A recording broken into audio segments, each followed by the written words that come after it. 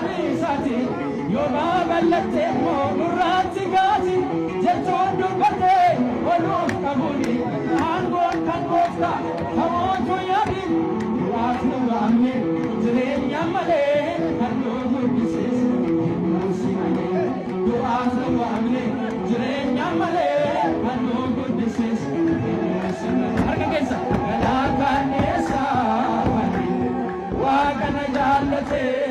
Kanazanesa, Wakana Jalate, Yamunda Gatame, Sana, Sana Yadake, Ganatanesa, Wakana Jalate, Ganatanesa, Wakana Jalate, Yamunda Gatame.